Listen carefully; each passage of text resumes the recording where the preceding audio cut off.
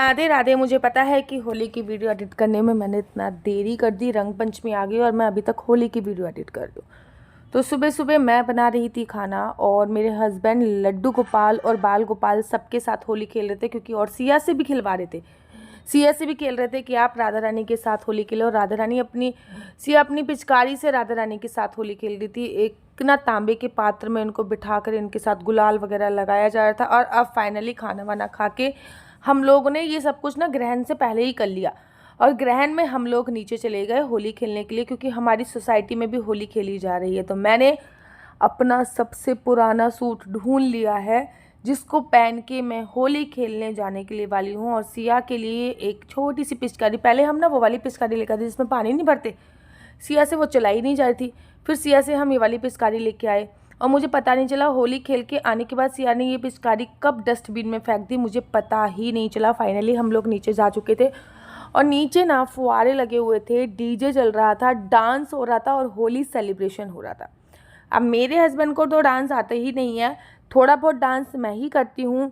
तो और वैसे भी ऑब्वियसली बात है, बहुत सारी लड़कियाँ आई थी, तो मेरे हस्बैंड ने सिया को पकड़ा और मैंने जमकर सबके साथ होली खेली। और सिया को भी इतना मज़ा आ रहा था ना कि वो हस्बैंड की गोदी में ही नहीं रह रही थी, बार बार गोदी से उठी जा रही थी, बार बार गोदी से उठी जा रही थी, क्योंकि उसको बहुत ज़्यादा मज़ा आ रहा था होली सेलिब्रेट करने में। मैं उसके साथ डांस कर रही थी, मैं उसके साथ खेल रही थी, और ये चीज़ ना सिया को बहुत बहुत ज़्यादा अच्छी लग रही थी। और बार बार ये ना पिचकारी देखो, पानी की ना फुहारा इतना ज़्यादा लगाया हुआ था कि हम लोग पूरी तरीके से गीले हो चुके हैं। हस्बैंड तो बचे हुए थे और सिया को भी मैंने बचा रखा था। तो ये देखिए, इस तरीके से मतलब हिंदुओं का त्यौहार कितना अच्छा है ना, चारों तरफ रंग ही रंग खिल जाते हैं, हर तरफ रंग ही रंग खिल जाते हैं। हिंदुओं का त्यौहार इतना अच्छा है। तो साहब फाइनली सिया की पिचकारी में पानी ख़त्म हो गया था, तो मैं यहाँ पे ना पाइप ही लगवा लिया मैंने सफाई कर्मचारी से बोल के। यहाँ पे मैंने कहा भैया पाइप लगाओ, लेकिन इसमें इतनी बड़ी धार नहीं थी कि मैं सबको गीला कर सकूँ। तो डेफिनेटली बात है, मैं अपनी सिया बेटी के साथ खेल रही थी और ना उसकी पिचकारी में पानी भर रही थी। बहुत ही हम लोगों ने मज़े तो किए। देखो, पुणे में आने के बाद हमको लगा था पुणे में बिल्कुल भी होली नहीं खेली जाती, और ये इस बात सच है।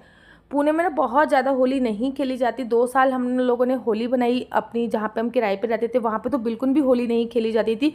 लेकिन यहाँ पे होली अच्छी सी सेलिब्रेट हुई। नीचे पूरी सोसाइटी तो नहीं आई खेलने के लिए, गिनने ही चुने 100 लोग आए होंगे, जबकि पूरी सोसाइटी में 600 फ्लैट से पता नहीं कितने ही लोग रहते होंगे, पूरी सोसाइटी तो नहीं आई।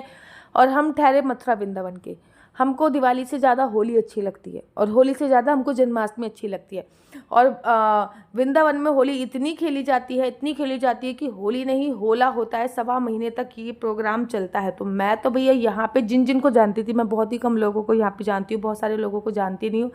तो मैं तो जिन जिन को जानती थी मैं उनके साथ बहुत मस्ती कर रही थी, डांस कर रही थी, नाच रही थी।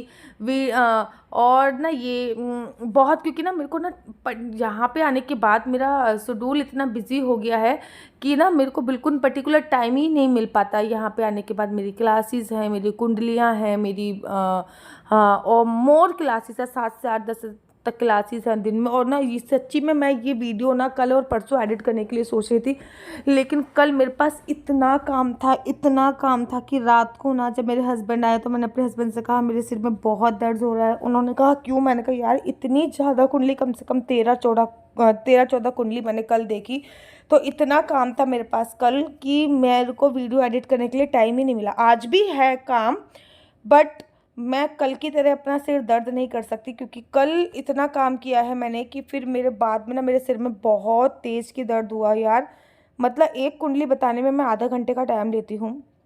मैंने कल 12 लोगों से बात करी है, 12 कुंडली बताई है। अब आप सोचो मैंने कितने घंटे उनसे बात करी होगी। उससे पहले मैंने कुंडली बनाई भी होगी, कल मैंने 1-2 वीडियो भी एडिट की थी, उसके बाद मेरी बेटी भी है, उसके बाद 7 से 10 मैंने क्लास भी ली। तो मतलब कितनी देर तक मैंने बोला होगा। 12 कुंडली बताने का मतलब है 6 घंटे तो आप क्लाइंट से बात कर रहे हो, उसके बाद आप फिर वीडियो भी बना रहे हो, ठीक है ना। 1-1.5 घंटे वीडियो भी बनाई थी कल मैंने, ब्लॉग भी एडिट किया था, उसके बाद अपनी बेटी को भी संभाला था तो यार ऊपर से 7 से 10 क्लास भी ली थी। तो मतलब बोलने का लेवल इतना ज़्यादा हो गया था कि मेरे सिर में ही दर्द होने लग गया था। बहुत एक्सेस में मैंने काम कर लिया था। आज भी बहुत ज़्यादा कुंडली हैं, लेकिन मैंने आज सोच रखा है कि मैं आज बहुत ज़्यादा ओवर एक्सेस में काम बिल्कुल भी नहीं करने वाली हूँ। आराम से धीरे धीरे करूँगी, जितना मुझसे होगा उतना ही करूँगी। बेसिकली मैं पूरे दिन में, एक दिन में ना मैं 6 से 8 कुंडली ही देखती हूँ, उससे ज़्यादा नहीं देखती। और कल जब मैंने 12 कुंडली देखी तो ये बहुत ही ज़्यादा ओवर एक्सेस हो गया था। खैर, कुंडली की बात ख़त्म करते हैं, यहाँ पे होली की तैयारी करते हैं। मुझे लगा था कि मेरे हस्बैंड बड़े सूखे सूखे से घूम रहे हैं। उसके बाद ना फ़ोन मैंने अपने एक जो यहाँ पे चौकीदार थे उनको दे दिया, गेट कीपर थे उनको फ़ोन दिया। उसके बाद उन लोगों से मैंने पाइप लिया और पाइप से अपने हस्बैंड को पूरा गीला कर दिया। सूर्य ग्रहण के बाद, देखो सूर्य ग्रहण ना बहुत जल्दी लग गया था, इसलिए मतलब कपड़े तो मैंने चेंज कर दिए थे होली खेलने के बाद, लेकिन शाम को ना मैंने इनका बहुत अच्छा सा श्रृंगार किया। कपड़े तो यही थे जो सुबह पहनाए, और इतना अच्छा श्रृंगार करने के बाद ना लिटरली मेरे को ऐसा लग रहा था कि बिल्कुल नई नवेली दुल्हन आज बहुत है। ऐसा नई नवेली दुल्हन की तरह मेरी राधा रानी दिख रही थी, जो कि दिखने में बहुत ही ज़्यादा सुंदर लग रही थी। और ना चारों बच्चों को मैंने एक जैसे कपड़े पहनाए थे। इस दिन मैंने गुजिया का भोग लगाया था इनको, साथ ही के साथ ना पकौड़ी बनाई थी, वो भी एयर फ्राई में। मेरे हस्बैंड ऑयली नहीं खाते तो हम लोगों ने एयर फ्राई में पकौड़ी बनाई थी, और उसके बाद हम लोगों ने वो पकौड़ी खाई थी। बहुत ज़्यादा आनंद आया। सुबह होली खेलने के बाद शाम को फिर हम लोग ना भगवान के पास मंदिर में होली खेलने के लिए चले गए, लेकिन पता ही नहीं था कि ये तो पुणे है, यहाँ पे इतनी ज़्यादा होली नहीं खेली जाती। फिर मंदिर में गए, दर्शन करे, पहले भोले बाबा के दर्शन, और पहले गणेश जी के दर्शन करे, फिर भैरव बाबा के दर्शन करे, कृष्ण जी के दर्शन करे, फिर भोले बाबा जी के दर्शन करे, और मंदिर प्रांगण में कुछ देर बैठे, वहाँ की चोटी, वहाँ की वाइब्रेशंस मैंने फील करी। और देखो, आप देखो कि मेरे बाल अभी भी मैंने अच्छी तरीके से बांधे हुए हैं बिल्कुल। और गुलाल से होली खेली है तो बिल्कुल भी रंग नहीं लगा हुआ है, ये मैं देख रही थी, बिल्कुल भी रंग नहीं लगा। तो आपकी होली कैसी रही मुझे कमेंट्स करके ज़रूर बताइएगा। तब तक के लिए राधे राधे, हरे कृष्णा, हरि बोल।